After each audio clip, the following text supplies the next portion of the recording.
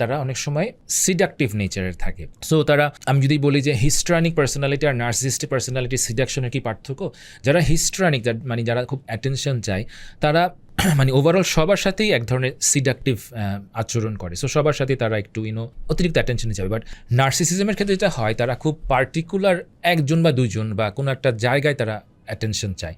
So সেটা সব মানে অধিকাংশ সময় হয়ে থাকে কোনো একটা হাই সোশ্যাল স্ট্যাটাস বা কোনো একটা পার্টিকুলার পুরুষ যে হয়তো কোনো একটা মানে হাই সোশ্যাল স্ট্যাটাসে থাকছে বা কোনো একটা কিছু তার অর্জন করতে হবে তার কাছ থেকে, তার প্রতি সে অতিরিক্ত সিডাকটিভ আচরণ করে।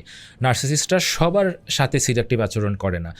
হিস্ট্রানিক যারা, তারা সবার সাথে আমি বলবো যে এক ধরনের সুপারফিশিয়াল বা অ্যাটেনশন সিকিং ব্যবহার করে। বাট নার্সিসিস্টরা কোনো একটা গোল সেটিং করে এই জিনিসটা করে, মানে তাদের একটা স্পেসিফিক টার্গেট থাকে যে আমি সিডাকটিভ হব কারণ আমি এই জিনিসটা করতে চাই বা আমি অমুক লোকটাকে আমার ফাঁদে ফেলতে চাই বা কোনো একটা সুবিধা নিতে চাই।